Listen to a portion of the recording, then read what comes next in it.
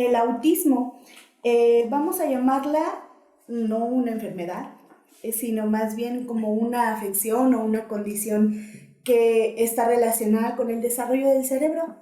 Y esta afecta la interacción social, la flexibilidad de pensamiento, el lenguaje, la comunicación precisamente. Bueno, varias de las características que vienen dentro del autismo son, por ejemplo, los movimientos estereotipados. Los movimientos estereotipados son movimientos repetitivos a través de tu cuerpo. Puede ser, por ejemplo, el caminar de puntitas de un lado a otro, correr de puntitas de un lado a otro, aleteo en sus manitas, el moverlas de formas raras o extrañas, o por ejemplo, con un carrito, darle, en vez de jugar con el que le llaman el juego simbólico, se me dijo como de que no, es que no le tienes que decir a nadie porque nadie se tiene que enterar. Y yo, ok, o sea, como que en ese tiempo me hizo sentido porque dije, no, pues es que sí, o sea, pero ya después fui entendiendo de que no, de que es algo que se tiene que visibilizar. Entonces yo cada vez que puedo, a mí a cada rato me ven hablando con todo el mundo sobre es importante. ¿Cómo se diagnostica el autismo y qué herramientas se utilizan para evaluarlo? ¿Cómo se diagnostica? Te voy a hablar a grandes rasgos cómo a mi hijo, cómo fue que me lo diagnosticaron. Hola, ¿qué tal amigos? Bienvenidos a un capítulo más de estas charlas. El día de hoy tenemos una gran invitada. Ella es psicóloga organizacional con diplomado en psicoterapia familiar, diplomado también en psicoterapia humanista, entre otras muchas cosas más. Es docente también y es locutora también. El día de hoy tenemos una charla con la psicóloga Toni Olvera. Muchas gracias, Toni, por estar con nosotros. Híjole, la verdad es que es un gusto, Silvia, estar por acá. Ya desde cuando veía yo tus pláticas con otras personas y yo decía, ¿me irá a tocar en algún momento a mí? Y mira, aquí estamos. Y aquí estamos. No. Gracias que pues tuviste el tiempo de estar por acá con nosotros. El día de hoy vamos a tocar un tema muy importante que por ahí habíamos platicado y es el autismo. Sí. Dentro de tu experiencia, tanto como profesional como mamá también. Entonces, muchas gracias por aceptar estar aquí en este espacio. Y pues bueno, Toni, yo ya les decía, lo platicaba hace un momentito contigo, tu voz es inconfundible. Ya, ya sabemos que ya eres parte muy importante también en la zona de San Felipe y en otras muchas más, a donde llega tu voz. Ya te conocen, platicamos hasta tu risa, tu acento, todo. Y eso es también muy importante porque tu voz siempre ha sido algo de lo que te define y también nos hace sentir como familia, ¿no? Ya te tenemos ya muy, muy familiarizada contigo y con tu voz. Toni, hablando un poquito sobre el tema que vamos a desarrollar hoy, que es el autismo, ¿nos podrías comentar una definición de esta condición, por favor? Bueno, el autismo, vamos a llamarla no una enfermedad, sino más bien como una afección o una condición que está relacionada con el desarrollo del cerebro. Y esta afecta la interacción social, la flexibilidad de pensamiento, el lenguaje, la comunicación precisamente.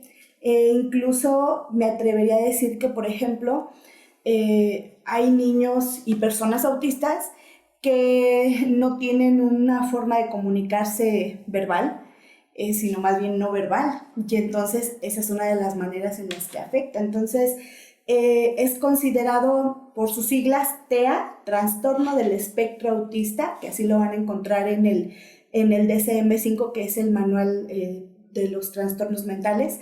Entonces está considerado como un espectro porque abarca un sinfín de síntomas, muchísimos síntomas, que se pueden llegar a confundir con una situación, por ejemplo, si es un niño, con una situación de su desarrollo propio, ¿sí? Ah, muy bien. Y entonces esto impide que, bueno, ya me estoy adelantando un poquito, pero esto impide que se les dé incluso un diagnóstico temprano. Ah, ok, eso es lo que puede dificultar un poquito, ¿no? Y el hecho de conocer las características o conocer ciertas conductas específicas en los niños, ¿cuál puede ser como una llamada de atención en un inicio? Para la gente que luego tiene los niños pequeñitos, que dicen esto puede ser o no puede ser normal, ¿qué está pasando?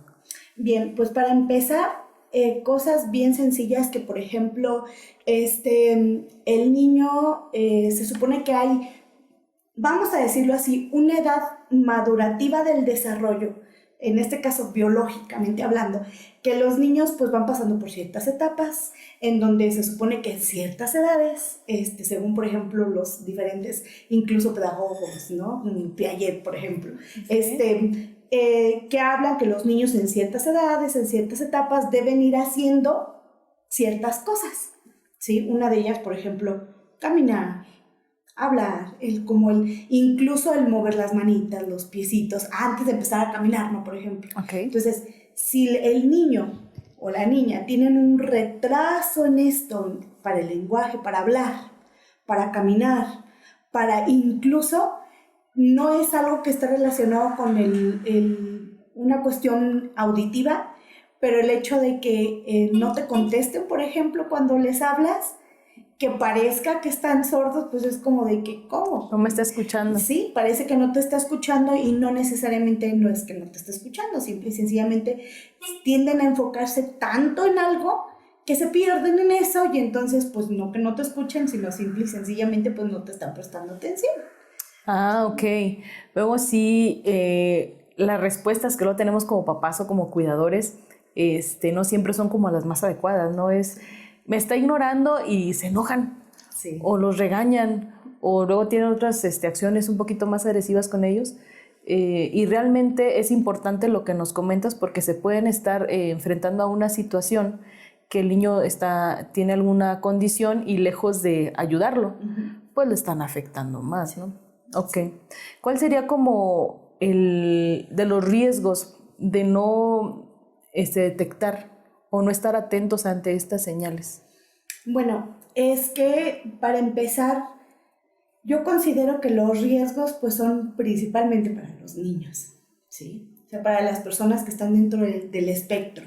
¿Por qué? Porque, bueno, varias de las características que vienen dentro del autismo son, por ejemplo, los movimientos estereotipados. Los movimientos estereotipados son movimientos repetitivos a través de tu cuerpo.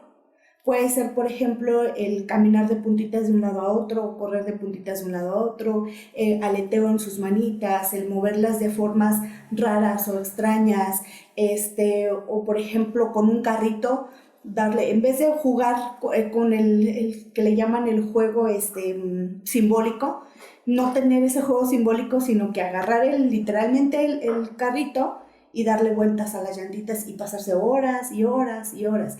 Entonces, regresando a la pregunta que me hacía Silvia, ¿cuáles son los riesgos? Porque, a ver, si tú no te das cuenta que, por ejemplo, está pasando algo con este niño, a lo mejor tú lo puedes incluso a someter a cosas a las que el niño, pues no es que no pueda, sino que a lo mejor tiene una condición. Yo te voy a decir algo que a mí me pasaba mucho y que incluso hace poquito hice un video donde yo decía, bueno, estas son unas de las características que en su momento yo las vi, yo no me di cuenta que eran autismo y eran parte del autismo, por ejemplo, la alimentación selectiva. Yo eso lo detectamos desde que él estaba súper chiquito, ¿sí? Porque él, cuando ya te dan como la autorización, ¿no? De darle ciertos alimentos y él no los quería comer, Silvia, yo decía, ¿y entonces qué le voy a dar? Sí, y sí, yo cometí el error, por eso incluso, que bueno, a mi hijo no lo diagnosticaron tarde, pero pues no lo diagnosticaron cuando era un bebé, ¿sí? Okay. Entonces, yo sí cometí el error de obligarlo a comer esas comidas y muchas veces las vomitaba y yo bien frustrada con mi mamá, es que no las quiere comer, ¿qué hago? Y ahí mamá me decía, no, pues dale esto, otro, o vamos a agarrarle con esto y así. Y ella me decía, es normal, hija, es normal. Y yo decía, bueno, ok. Pero normal. Nada. Exactamente. No puede ser normal. Entonces, o por ejemplo, ¿no? Esa parte del caminar, sea, yo lo comparaba mucho con mi sobrino. Tengo un sobrino que es más grande que él y entonces mi sobrino así, ¿no? Como lo que te decía hace un rato, así a la etapa, a la edad y todo iba cumpliendo con las cosas que debe de cumplir, ¿no? Con su desarrollo. Y me dijo, no. Entonces yo decía, es que mi sobrino caminó a esta edad y Gael no, ¿sí? O mi sobrino habló a esta edad y Gael no. Incluso Gael tenía 3 años y él ya hablaba, pero todavía balbucea muchas palabras, donde decíamos, pues, ¿qué onda, no? O sea, ¿estás de acuerdo que un niño cuando tiene 3 años, sí, no se le entienden a lo mejor muchas cosas, pero ya las pronuncia, ya sabe decirte qué es lo que quiere, ya incluso, si quiere algo, hasta lo apunta o lo señala o lo que sea, y él no. Y entonces a veces él no sabía cómo expresar lo que él quería, y lo digo en este video, ¿no? Donde él decía, guau, guau, guau, y nosotros como de, ¿qué quieres? Y ahí estamos adivinando esto, y le hacía esto otro, y esto.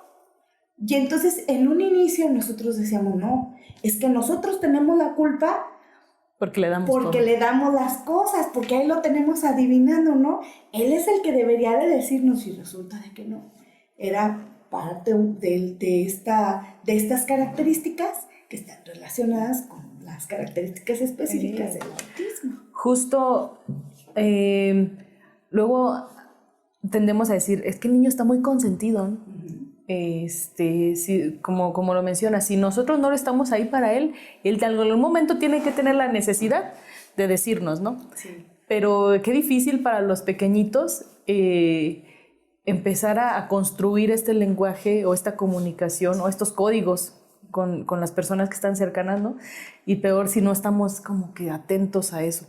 Y justo son también esas pláticas para todos aquí que nos están escuchando y viendo, que pues que empiecen a tomar estas señales que a lo mejor no son tan parecidas a la etapa o lo que se debe de desarrollar en la etapa que están sus hijos, ¿no? ¿Cómo se diagnostica el autismo y qué herramientas se utilizan para evaluarlo? Bueno, ¿cómo se diagnostica? Te voy a hablar a grandes rasgos cómo a mi hijo, cómo fue que me lo diagnosticaron. Estábamos en plena pandemia. Bueno, no, todavía no entrábamos a la pandemia, estábamos como unos pocos meses de entrar. Yo estaba trabajando y entonces pues dije, lo voy a meter a guardería porque él necesita desarrollarse con otros niños, porque incluso ese fue otro error, que yo creía que él no hablaba, no se relacionaba mucho, porque yo decía, no, pues que nomás convive con mi sobrino. Él necesita convivir con más niños y yo creía que era eso. Entonces decidí llevarlo a la guardería y dije, ahí va a haber más niños, sí o sí, se tiene que desenvolver, ¿no? Entonces, llegando a la guardería, él tenía 2 años y medio y me dijo la persona como las 2 semanas más o menos, oye, como que noto algunas cosas en tu niño. Y yo, no, es normal porque casi no convive con otros niños. Ah, bueno, ahí quedó. Sí. Entonces tuvo unos, ¿qué serían? 5 meses, 5 o 6 meses más o menos. Llega la pandemia, cierran todo y pues pasa todo este proceso de la pandemia, pasan unos meses y es cuando dicen, ya pueden abrir, pero nada más poca cantidad de personas. Entonces la encargada de la guardería me dice, ¿sabes qué? Le dejé este espacio a Gael, ¿lo quieres? Y yo, sí lo quiero. A la semana de haber regresado me dice, ¿te acuerdas de esto y esto y esto y esto? Y le digo, sí. Me dice, es que, ¿sabes qué? Dijo, yo no soy experta, pero me han dado cursos, talleres y pues la verdad yo creo que Gael tiene autismo. Y yo, ¿cómo? ¿Cómo que tiene autismo? Y me dice, sí, yo te sugiero que lo lleves con un pediatra y posteriormente pues que él te lo canalice y así.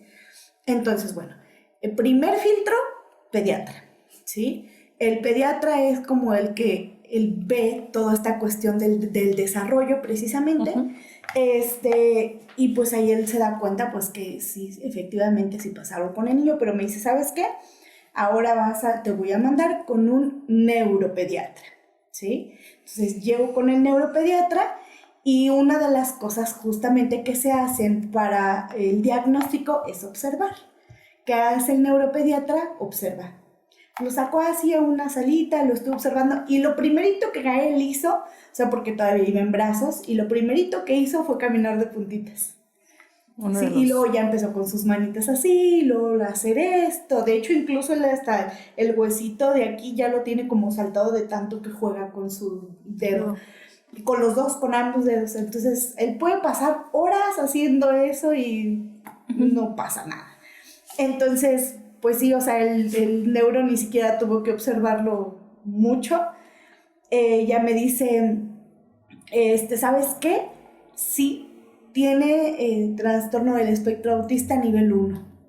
Y yo me quedé como de, ok, ¿y ahora qué sigue? Dijo, no, pues ahora va con una psicóloga especialista en el espectro autista. ¿Sí? Hasta ahorita llevamos 3. Pediatra, neuropediatra, sí. Y nos damos con él. Justo ahí, bueno, pero aparte el neuro también me hizo algunas preguntas, ¿sí? Que estaban relacionadas, por ejemplo, con mi embarazo, con el parto, con el desarrollo del niño, cómo había sido, a qué edad caminó, a qué edad habló, todo eso. Entonces, bueno, ya llego con la psicóloga especialista en el trastorno autista y ya entonces ahí viene todo lo demás, que son una batería de pruebas. Una batería es un conjunto de pruebas psicológicas que se aplican tanto al niño como al padre de familia o tutor, que es la persona que convive con el niño, ¿sí? Entonces, bueno, ahí sí no les puedo decir, no soy especialista, pero pues ya me di una leidita. Entonces, algunas de las pruebas que se utilizan es el CARS, es el A2, es el ADIR y es el MCHAT, que son en su mayoría, algunos son cuestionarios para padres de familia, que son precisamente para identificar sobre todo en las características, los signos, cuestiones del neurodesarrollo, y las otras son actividades específicas para los niños para poder observarlos en su ambiente, en la interacción social, por ejemplo. ¿Sí? Entonces, esas son algunas de las pruebas que se utilizan. O sea, no nada más es decir... a la ligera. Ajá, sino nada más es decir, ya lo observé, tiene esto. No es así. Incluso la psicóloga me comentó que, bueno, les estoy hablando que ya para este tiempo Gael tenía 3 años y medio. Entonces, la psicóloga me comentó, ahorita se puede decir que el niño está en un nivel 1. Bueno, ahorita un poquito más adelante les voy a hablar de eso, pero nivel 1 quiere decir que es necesidad de apoyo, grado 1, que no es como muy severo, ¿sí? Entonces, sí tienen necesidades de apoyo, pero no tan graves o no tan severas como otras personas que tienen un nivel más alto, ¿sí? Ok.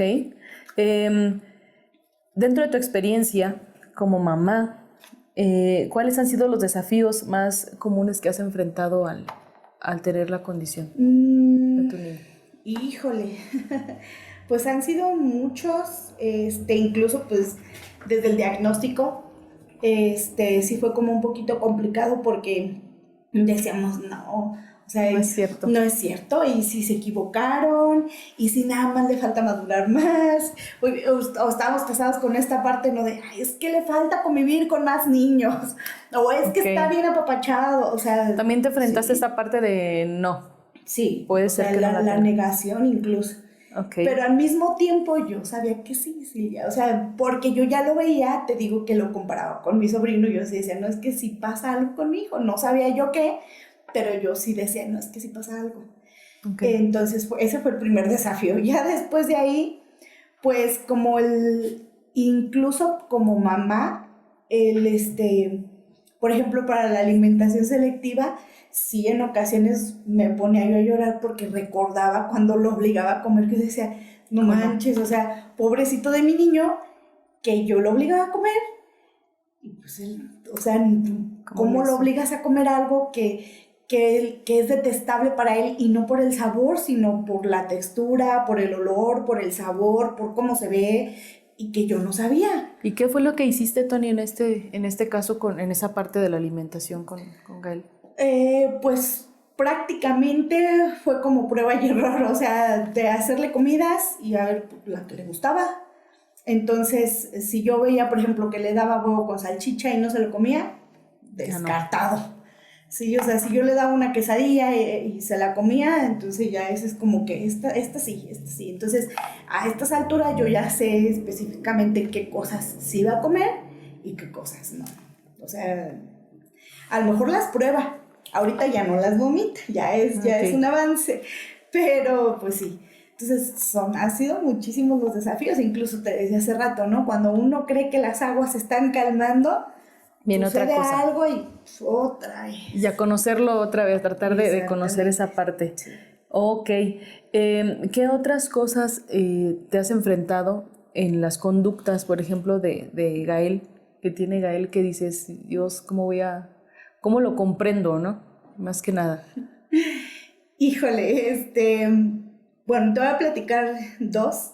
En una ocasión, llega de la escuela y me dice, mamá Tony, ¿qué crees? Yo, ¿qué pasó? Hoy conocí al amor de mi vida. Y yo, Ándale. ¿qué? O sea, tenía 7 Claro. años, entonces yo dije, ¿qué? ¿Cómo que al amor de tu vida? Sí, es que si tuvieras a esa niña es preciosa. Se ve bien hermosa con su moño verde y yo, Ay, Dios. Gael. Pero lo que a mí me preocupó fue como que él lo decía así como de verdaderamente el amor de su vida. Okay. Y que cuando estuvieran grandes, él la iba a ir a buscar a su casa para decirle que estuvieran juntos. Entonces yo así como de que, o sea, y me lo dijo con una seriedad tal que yo dije, ¿cómo te explico? Pues que a lo mejor no es el amor de tu vida, que vas a conocer a más niñas, que, o sea... Para él es literal. Sí, para él todo es literal, sí, o sea, entonces sí fue como, o sea, y por eso te digo, o sea, él me estaba hablando del amor de su vida y así, entonces, pues, cuando se los platico a otras personas, pues que sí da risa, pero si lo hubieran escuchado, él estaba hablando como del amor de su vida, de esa persona con la que quieres estar y vivir, entonces yo sí dije... Pues como quiera le hallé el modo, le expliqué y todo, y le dije, es que tienes que esperarte porque ahorita son niños, a lo mejor vas a conocer a otras niñas. Incluso me dijo, no mamá, yo no voy a conocer a otras niñas, ella es, o sea, así. Entonces, y también por otro lado, con el de temor de, y si va y le dice a la niña y la niña se siente acosada por esto, o sea, no, yo ya me hice toda una novela ahí en mi cabeza. Sí, claro. Y aparte, o sea, y si lo rechaza, y el cómo va a sentir el rechazo, ¿sí? Entonces sí fue todo un caos para mí en mi cabeza, ¿no? Porque luego a veces tiendo a hacer eso, pero no, ya después sí le dijo a la niña, y la niña le dijo, no, Gael, ahorita estamos muy chiquitos para eso. Ajá. Y Gael como que lo entendió. Y sí todavía dice, ¿te acuerdas que esa niña? Y yo, sí, mi amor, pero ya como que ya lo has oído manejar. Va asimilando. Ajá. Y la otra es pues ya de ahora, ya más grandecito, ahorita ya tiene 8 años, tiene unos meses para acá, que ha tenido un cambio de conducta pues repentino, o sea que nosotros pues no esperábamos. Pero te decía, no cree que va todo como en calma, todo bien, y de repente, o sea, explota, ¿no? Entonces, esta parte, pues es algo con lo que nadie, ningún miembro de la familia vamos a decirlo así, lidiado, ¿no? Es que él está empezando a tener conductas muy disruptivas, ¿sí? O sea, es decir, uno de los mitos, y ahorita vamos a hablar también de eso, uno de los mitos del autismo es que las personas con autismo son violentas, y eso no es cierto. Okay.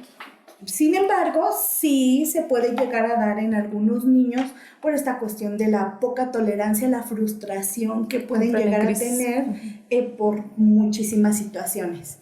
Entonces, él tiene muy, muy, muy marcada esta poca tolerancia a la frustración, ¿sí?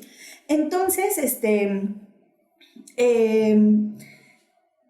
te digo, de unos meses para acá ha tenido estas conductas disruptivas donde explota y se ha vuelto un tanto agresivo. Entonces grita, patalea, avienta cosas, manazos. Y ahora está más grande, ¿no? Exactamente, y tiene una fuerza grandísima. Entonces, pues sí, estamos como buscando la manera de cómo, pues sí, de cómo aprender a manejar todo esto, ¿no? Incluso, pues nuevas estrategias. Ahorita, por ejemplo, le mandaron a hacer estudios pues que nunca le habían mandado a hacer, que regularmente sí les mandan a hacer también a los niños cuando les hacen un diagnóstico, que es un electroencefalograma, una tomografía y a veces una resonancia magnética, ¿sí? En este caso a Gael le mandaron a hacer un electro y una tomografía.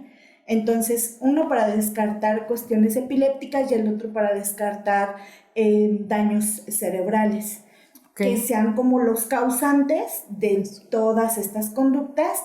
Y si no, viene el cuarto especialista, que es un psiquiatra. Psiquiatra. Que es un psiquiatra, pero para los niños. Así es. ¿Cuáles son como los escenarios o las condiciones en las que Gael puede llegar a presentar ciertas crisis o de las que tú te has dado cuenta? Pues es que, mira, te puedo decir que son muy variados. O sea, por ejemplo, ahorita aquí estamos en un lugar pues muy tranquilo, ¿sí? Pero puede suceder algo así bien específico que a él eso le ocasiona una alteración, ¿sí? Okay. Entonces, te puedo platicar, por ejemplo, en el día, él, y es otra de las características, se mete mucho cuando en un tema es como de habla y habla y habla de ese tema, ¿no? Entonces, ahorita ya tiene días que anda que quiere plantar un árbol y que quiere plantar un árbol, y entonces yo ya le expliqué el proceso del árbol, ¿no? De que está chiquito, en semillita, después va creciendo poco a poco, pero tarda años en crecer. Y él tenía la idea, como esta parte literalmente, ¿no? De que lo plantas y pues ya en pocos días está el árbol grandote y frondoso, ¿no? Claro. Entonces, vio en la televisión a unos muñequitos que tenían una casa en un árbol y me dijo, mamá Tony, con el árbol que vamos a plantar, ¿me puedes hacer una casa del árbol? Y yo, híjole, o sea, ¿cómo te explico? Pues que, ¿no? Entonces le dije, mi amor, es que no te puedo hacer una casa del árbol. ¿Pero por qué? Le dije, porque pues, necesitamos que el árbol sea de nosotros. Pero con el árbol que vamos a plantar, le dije, mira, sí lo vamos a plantar, pero se va a tardar años en crecer. Incluso le dije, hay árboles, si tú quieres, ya me fui a los extremos, pero le dije, hay árboles que tardan hasta 100 años, imagínate. No, y entonces, se queda pensando, y es como de, pero es que en 100 años yo ya no voy a existir. Y eso fue así, para que le empezaran, no, es que yo entiendo el proceso de que los árboles van a crecer poco a poquito, pero y empieza. Entonces, pues logré contenerlo, pero si yo lo dejo, se vuelve algo bien grande. Ok. Sí, entonces... Justo, como lo platicas al inicio, pareciera como algo que hacemos con nuestros hijos, ¿no? Los papás, y que pueden llegar a pasar por el mismo etapa de no, es que yo quiero que sea ahorita, y se puede confundir con un berrinche, ¿no? Pero como lo comentas, es un poquito más delicado porque no existe como un límite en esta parte de lo que la conducta de otros niños, ¿no? Y es ahí donde luego tendemos a juzgar cómo vemos cómo responde un niño cuando realmente no nos estamos dando cuenta que tiene poca tolerancia a la frustración y está realmente siendo un escenario catastrófico para él. Exacto. Entonces es algo real y es algo delicado. ¿Cómo lo manejas? Pues, mira, yo ya, pues ahora sí que he ido aprendiendo, ¿no? Poco a poquito. Por ejemplo, hace ratito fue como de, sí, mi amor, pero mira, ven. Entonces, siempre o casi la mayor parte del tiempo es ponerme a su altura, mírame a los ojos, porque esa es otra de las características, no te miran a los ojos por la cantidad de estímulos visuales que perciben al mismo tiempo. Entonces, bueno, él ya ahorita ya logramos que aguante unos segundos mirándote a los ojos. ¿Sí? Yo le digo, mírame a los ojos. Entonces ya cuando logro que me voltee a ver, digo, mira, y ya le empiezo a explicar poco a poquito. Y ya logro contenerse. Pero cuando esta crisis ya está en el desborde, te mentiría si te dijera que todo el tiempo lo tengo bajo control, porque eso es una mentira. Sí, pero las pocas o las veces que se ha logrado contener, lo que hago es abrazarlo muy, muy, muy fuerte, pero muy fuerte, porque él tiene demasiada fuerza, o sea, como si fuera un adulto ya. Entonces, tiendo a abrazarlo muy, muy, muy fuerte y como que eso lo calma, ¿sí? O en otras ocasiones, está como, se deja caer en el sillón, está en plena crisis, entonces voy, lo agarro y lo jalo y a jalones lo saco a la calle. Entonces ya cuando salimos a la calle va como todavía gritando, pero empezamos a caminar y empieza a calmarse, como que le da el aire, no sé, y empieza a calmarse. Okay. Entonces 5 minutos, no necesito más, y ya regresamos. ¿Ya estás más tranquilo? Sí. Entonces cuando regresamos ya puedo hablar sobre eso que acaba de suceder. Okay. Sí, entonces pues son cosas que he ido aprendiendo poco a poco, porque sí. Y dándote el espacio, ¿no? Sí. Para eso, para decir qué pasa, porque pues luego se desesperan los papás, ¿no? Sí. Y lo más fácil es o se le da una nalgada o no se le hace caso, y eso yo creo que es peligroso, ¿no? Para los papás, que luego también se pueden empezar a sentir identificados con ciertas conductas que tienen sus hijos. Es bueno pues que se informen de cómo se les puede ayudar. Sabemos que como esas has pasado por muchísimas más y has ido aprendiendo en el camino. La importancia de la familia, tener este círculo de apoyo. Tony, ¿nos puedes comentar un poquito cómo lo platicas con tu familia? ¿Lo platicas también con las personas que están cercanas a ti, con los compañeros de la escuela? ¿Cómo manejas esta parte? Pues fíjate que al principio sí era un poquito difícil para mí, porque incluso se me dijo como de que no, es que no le tienes que decir a nadie porque nadie se tiene que enterar. Y yo, ok, o sea, como que en ese tiempo me hizo sentido, porque dije, no, pues es que sí, o sea, pero ya después fui entendiendo de que no, de que es algo que se tiene que visibilizar. Entonces yo cada vez que puedo, a mí a cada rato me ven hablando con todo el mundo sobre eso. Es importante. Entonces, por ejemplo, con mi familia, pues sí recuerdo que incluso para implementar las primeritas estrategias que me dio la psicóloga fue de utilizar pictogramas, que son una parte del material de apoyo. Los pictogramas son imágenes que vienen en cuadritos precisamente porque los niños o las personas autistas necesitan una estructura, una organización. Entonces, estas imágenes vienen en cuadritos así específicos. ¿Sí? Entonces, por ejemplo, viene un monito comiendo y eso significa que es la hora de comer, ¿sí? O viene un monito caminando en la calle, entonces quiere decir que estás en la calle. O un monito sentado en la escuela. Entonces, como que son actividades específicas, exacto. Entonces, pues nosotros decíamos, ay, pero ¿cómo esto va a funcionar? O sea, entonces ya la psicóloga me explica, lo tienes que usar de esta manera. Me pasa los pictogramas, era como una especie de memorama, 2 de cada uno, de cada actividad, y me dijo, uno la vas a pegar en la pared y a la otra le vas a poner velcro para que lo pueda pegar. Dijo, entonces cada que vaya a hacer una actividad, te agachas a su nivel, ahora Gael va a comer. Va a buscar la tarjetita del monito que va a comer y lo va a pegar con su par. Entonces lo vas a llevar a comer, se va a sentar a comer y cuando acabe de comer, otra vez va, retira la tarjeta y continúa con la siguiente actividad. Entonces esto para mi familia, porque en ese tiempo vivía con mis papás, era como de, Tony, ¿y a poco eso sí va a funcionar? Y yo, pues la verdad es que no creo. ¿Y cómo te fue? Pues sí, o sea, haz de cuenta que parecía magia, Silvia, porque nosotros estábamos acostumbrados a que todos a la hora de la comida nos sentamos todos en familia a comer y todo, y él siempre andaba corriendo de aquí para allá, de aquí para allá. Entonces nada más llegaba, le daba de comer y se iba otra vez a comer. Y entonces yo le decía, siéntate, mi amor. Se sentaba 2 segundos y se volvió a parar. Entonces decíamos, pues, y llegamos a un punto en donde lo normalizamos, ¿sí?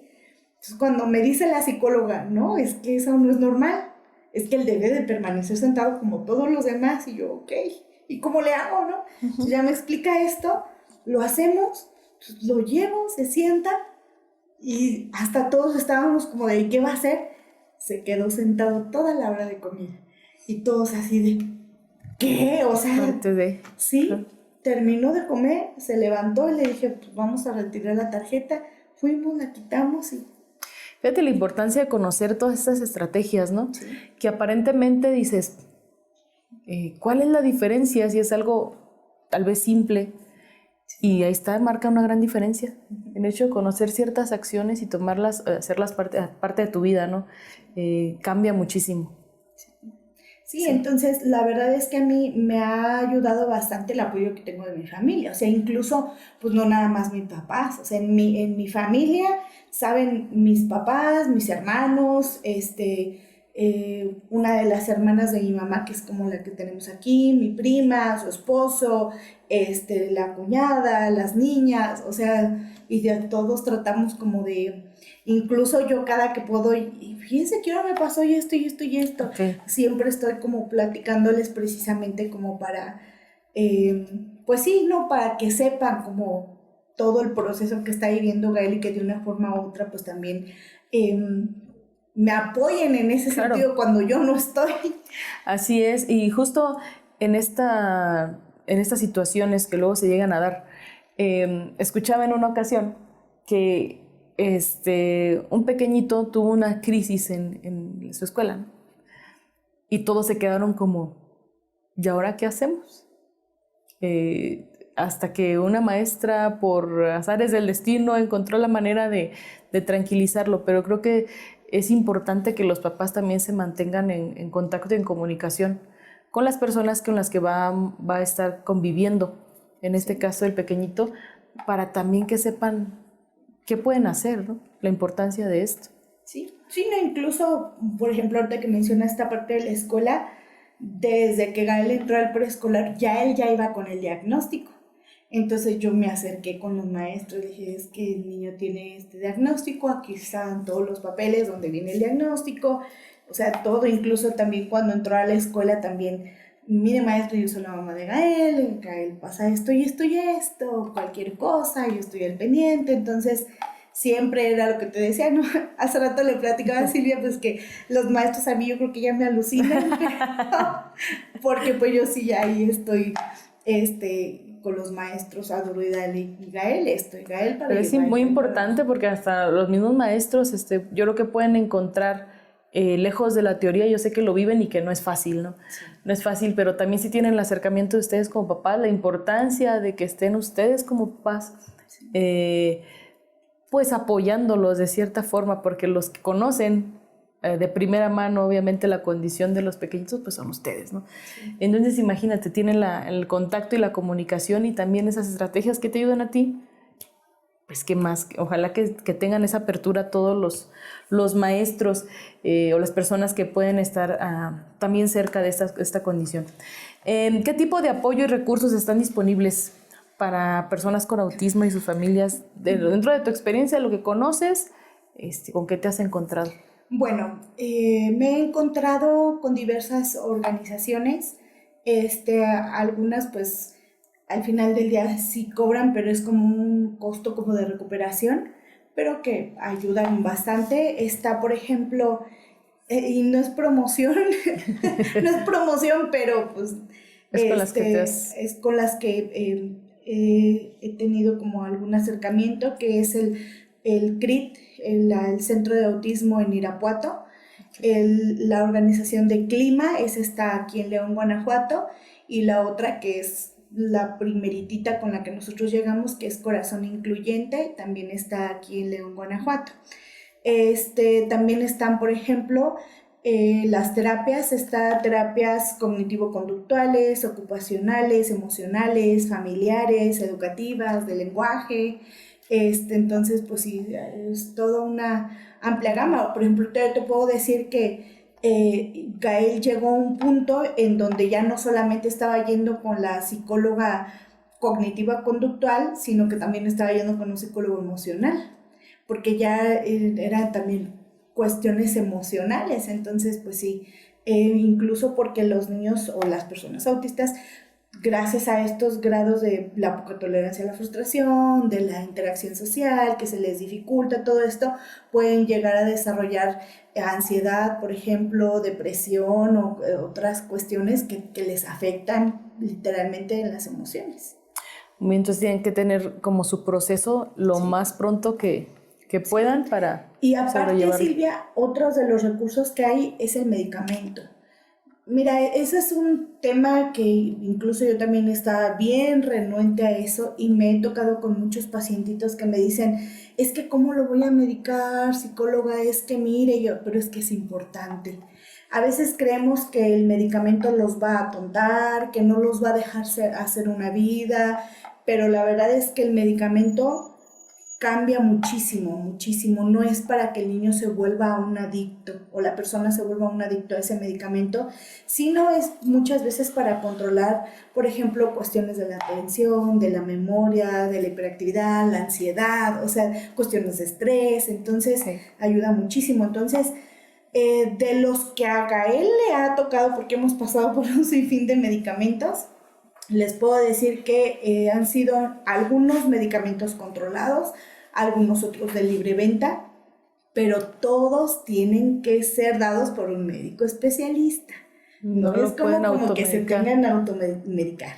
Entonces me voy a atrever a mencionarlos, pero nada más como para que los conozcan, ¿sí? Está, por ejemplo, Gael ha tomado risperidona, ha tomado atomoxetina, ha tomado metilfenidato, ha tomado imipramina o talpramín, y bueno, entre otros, una vitamina que se llama Conecta, que tiene omega 3 y que le ayuda a esta parte como de la concentración, la memoria, la atención. Entonces es un complemento también. Se han ayudado de eso también. Sí. Y aparte de eso, fluoxetina.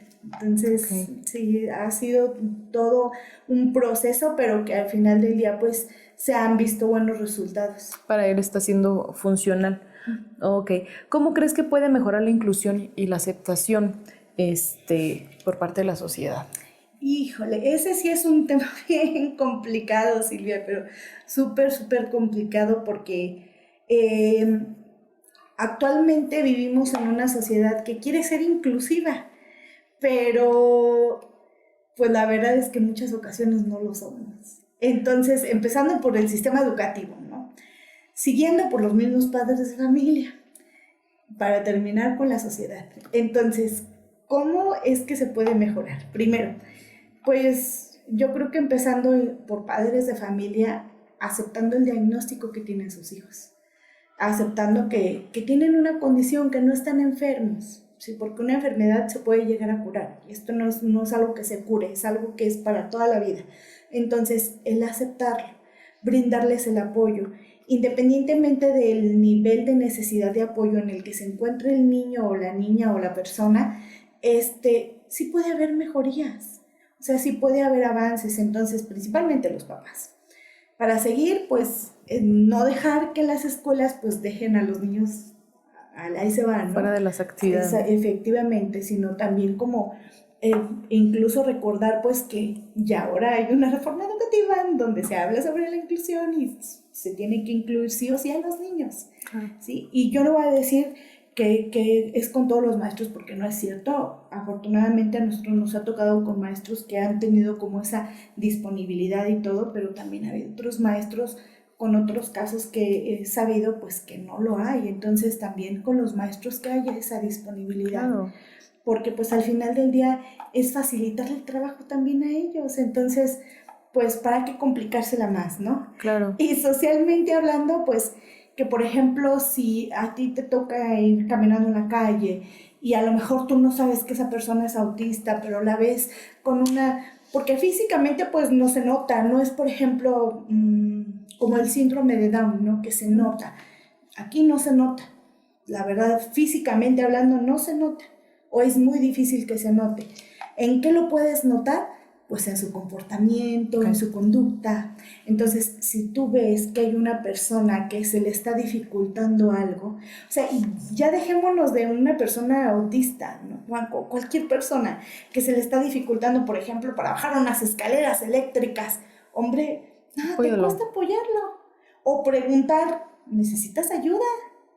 Sí, y se acabó. O sea, porque muchas veces tendemos a burlarnos, a etiquetar, a pues sí, sobre todo etiquetar, como de, pues tú no sabes, eres tonto, eres menso, incluso eres un burro, o Y sea, lo dicen abiertamente, ¿no? exactamente. Entonces, me ha tocado escuchar, es que está enfermito, o ay, es que pobrecito. A mí una vez un chico, un exalumno, les platiqué yo sobre la condición de mi hijo y la primera reacción que tuvo fue como de, ay, pobrecito. Entonces volteé y le dije, no es pobrecito, porque él corre, brinca, baila, habla, sube, baja Claro. como cualquier otro niño, ¿sí? En el caso de mi hijo, claro está.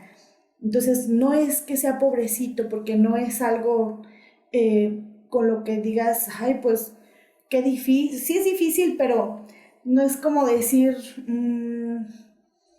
pobrecito, como de, ay, pues, no, o sea, porque puede hacer muchísimas otras Claro. cosas como cualquier otra persona si tú le das la oportunidad. Entonces, hay que tener muchísima paciencia también. Yo sé que es algo difícil, complicado, pero es una cuestión también de paciencia, de tolerancia, ¿sí? De saber pues que no son personas que están en su mundo, que son personas que están en este mundo igual que todos los demás. Y creo que a veces las personas que entran en la parte normal o en la normalidad, como le suelen llamar, hacemos las cosas difíciles, hacemos las cosas complicadas, no nada más para esas condiciones, para muchas otras condiciones. Creo que nosotros mismos complicamos esa parte, ¿no? Sí. Eso es lo complicado y pues por eso hacemos también estas charlas, estas pláticas de concientización. Si podemos apoyar, si podemos generar esas redes de apoyo, ¿por qué no hacerlo, no? Está la información ahí y también, como en este caso, como tú, Tony, que como profesional, que continuamente te estás como viendo, empapando de información. Y justo en esta parte me gustaría que nos comentaras, ¿conoces de ciertos avances o lo que se ha logrado en la comprensión del tratamiento del autismo? Bueno, mira, ahorita de lo poquito que yo conozco, porque sí ha habido muchísimos avances, de lo poquito que yo conozco es pues que primero antes se le denominaba al trastorno del espectro autista, se dividía en síndrome de Asperger, trastorno del espectro autista y trastorno específico del neurodesarrollo. Y incluso así lo encontrabas en el DSM-4, ¿sí? Okay. Entonces después hay una actualización, se empiezan a ver estudios, investigaciones y se descarta, no es como que ya no existe síndrome de Asperger, sino que simple y sencillamente se engloba entonces ahora en niveles de apoyo y de necesidad, que es nivel 1, nivel 2 y nivel 3, que es leve, moderado y grave. Entonces, por ejemplo, las personas que ya están en un nivel grave, pues incluso están relacionadas con niños que incluso pues no tienen un lenguaje verbal, que si no acercan o no toleran como este acercamiento de las personas, que sí es una situación un poquito más complicada, ¿no? Entonces, pues ya de ahí va dependiendo de las necesidades de apoyo que tenga cada niño. Ese es alguno de los avances y de hecho incluso pues esto ha ayudado bastante para aprender a discernir que las personas con autismo, por eso es que se encuentran cada una en diferentes niveles y que incluso, aunque estén en un mismo nivel, son completamente diferentes, ¿sí?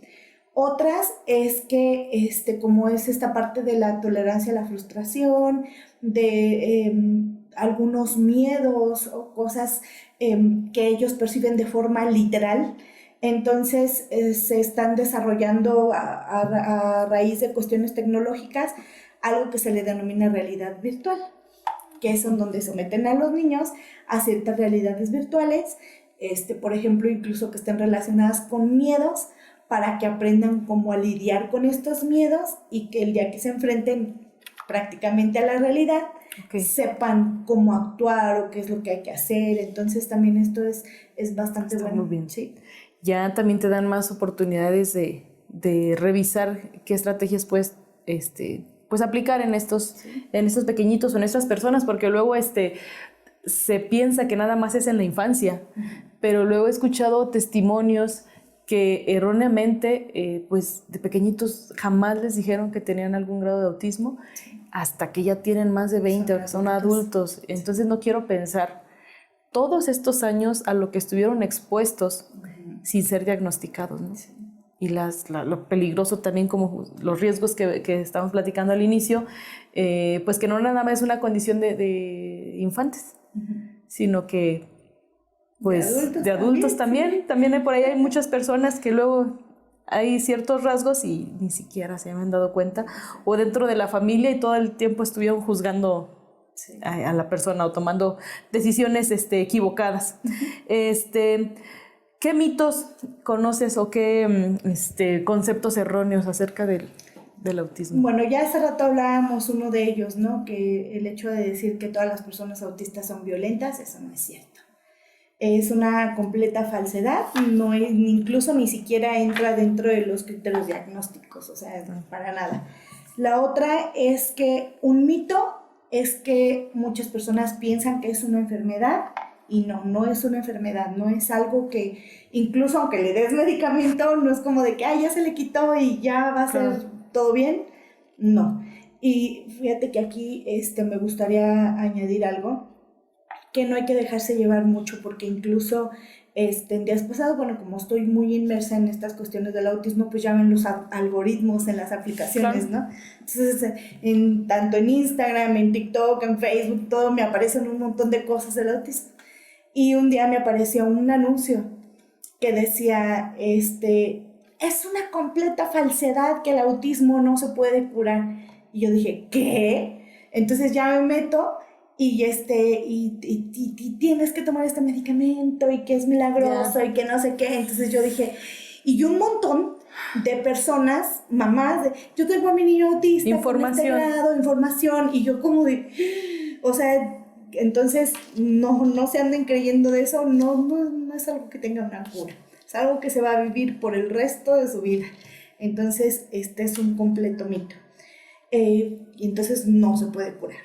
La otra es que muchas personas creen o piensan que una de las causas del autismo son las vacunas. E incluso no vacunan a sus hijos porque creen que les va a dar autismo. Entonces, eso es completamente falso. Eso no es cierto. O sea, las vacunas, y eso sí está científicamente comprobado, porque se han hecho investigaciones, las vacunas no causan el autismo. De hecho, incluso no hay una causa específica. Justo, ¿sí? ¿Es hereditario, no es hereditario? Mira, en algunos casos puede ser una cuestión genética, en otros casos puede ser una lesión cerebral, en otros puede ser que la madre durante el embarazo haya estado expuesto a alguna sustancia química o nociva para su salud, o sea... Son infinidad de cosas. Entonces, sí, no hay una causa específica que digas, por esto se da el autismo, no hay. Entonces, pero menos las vacunas, así es que sí es importante que vayan a vacunar a sus niños. Claro. Otra es que las personas autistas no se comunican. Entonces, eso es completamente falso. O sea, aunque no hablen, o sea, aunque no desarrollen un lenguaje verbal, de todas formas se comunican. Claro. Por supuesto que lo hacen. Entonces, solamente tienes que aprender cómo es que esa persona se comunica y ya. Ok. Y eso es importante porque luego no los toman en cuenta. Dicen, no me está escuchando, no está comprendiendo, cuando realmente ellos tienen su percepción de la realidad, ¿no? Y es encontrar como esa parte y lo que ellos mismos te van enseñando, de a cómo perciben ellos el mundo. Espérame tanto, perdón que te interrumpa. Hay una más que me gustaría añadir, y esta también es bien específica. Sí, hay estudios que mencionan que el autismo se da más en hombres que en mujeres, ¿sí?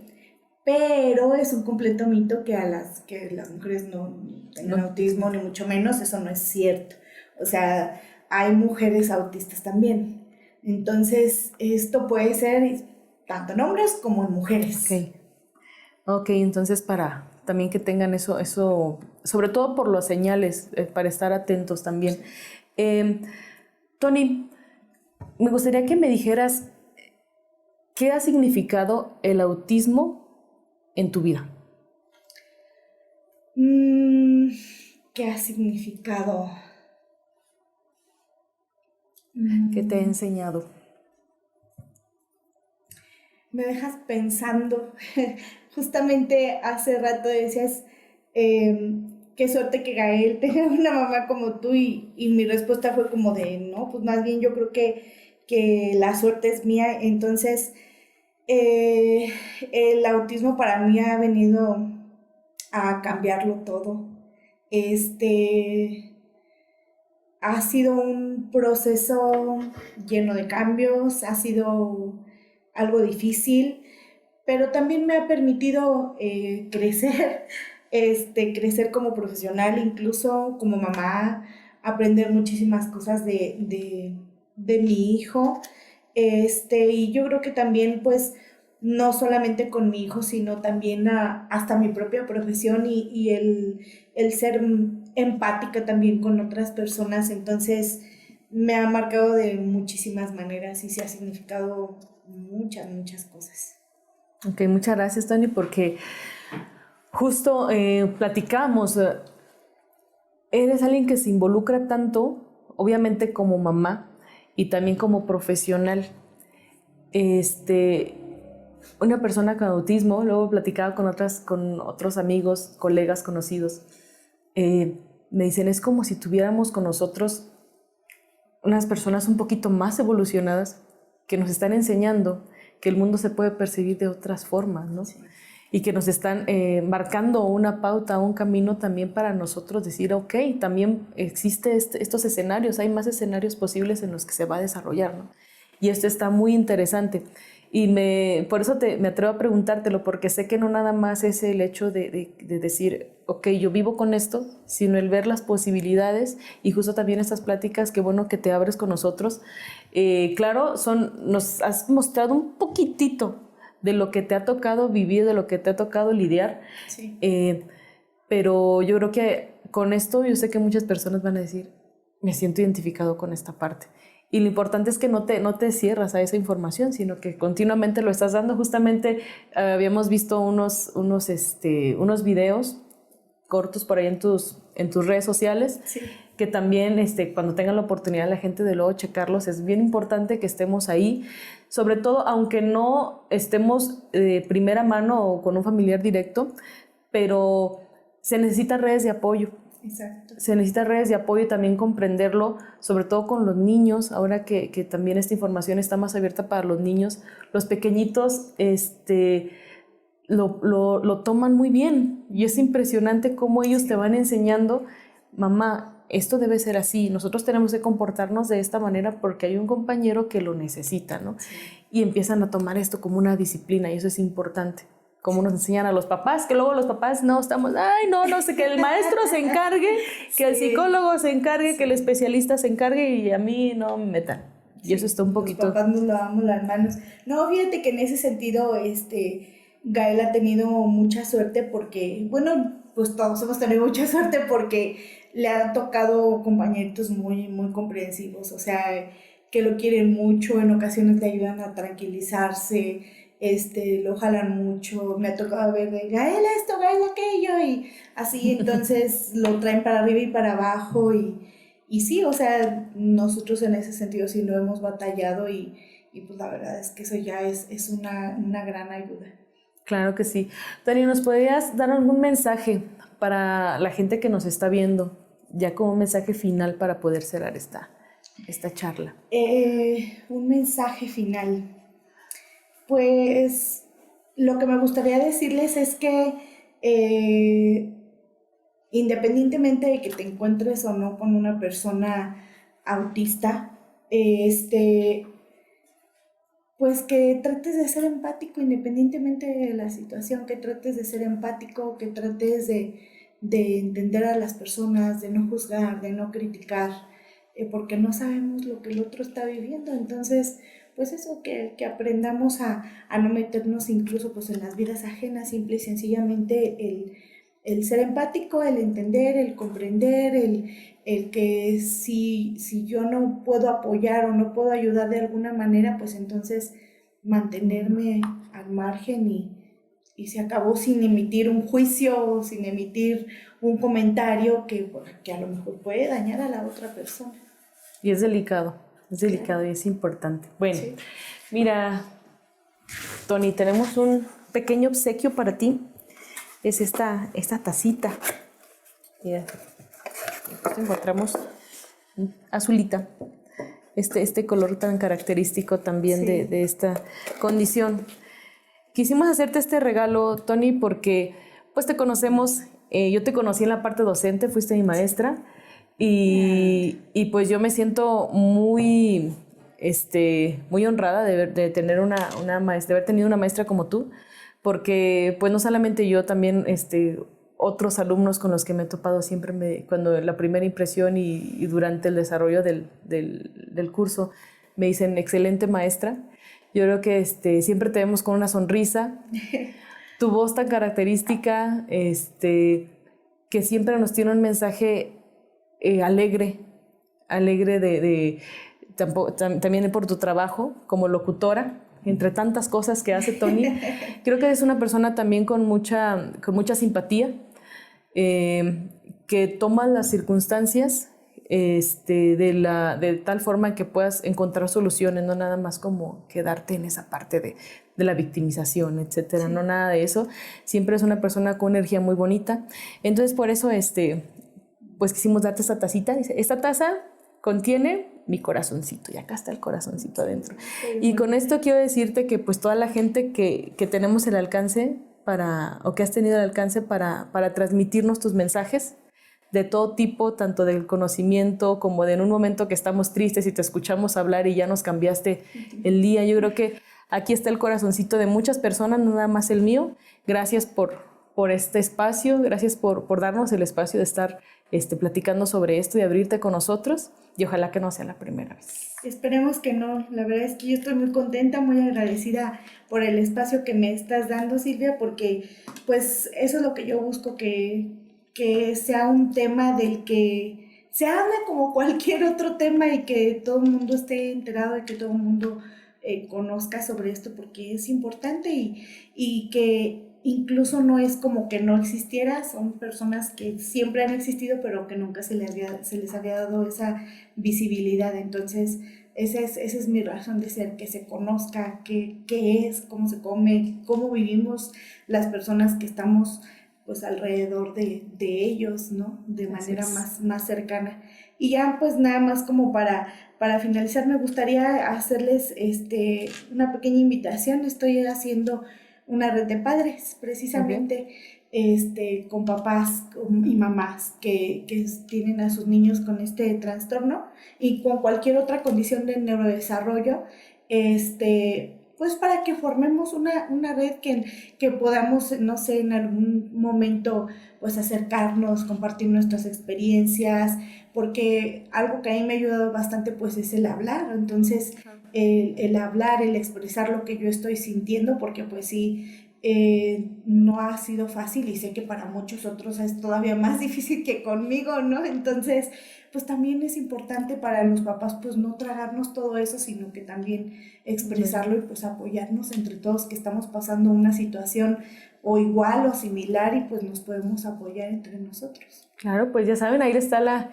invitación, sí. Por ahí para que te encuentres en tus redes sociales. Sí, me encuentran en todas mis redes sociales, estoy en TikTok, en Instagram, en Facebook. En Facebook estoy como psicóloga Antonio Olvera, y si no mi Facebook personal estoy como Tony Hernández, según yo cambiándome los apellidos. En Instagram estoy como Tony Olvera, y en TikTok como Tony Olvera también. Entonces, bien. Sí. Para que por ahí te busquen Y pues gracias por darnos esta confianza también para cualquier cosa. Luego hay gente que se le dificulta un poquito y pues te puede mandar un mensajito para por cualquier pregunta, cualquier duda. Muchas gracias, psicóloga, muchas gracias, Tony, por estar aquí con nosotros. Y pues bueno, ya lo saben, gente. Esto fue una pequeñita plática, una pequeñita charla sobre este tema tan importante como es el autismo, y qué mejor de una persona que lo vive todos los días. Gracias, Tony, gracias a la gente que está por allá al pendiente de estas charlas, y pues nos vemos en un siguiente episodio. Gracias.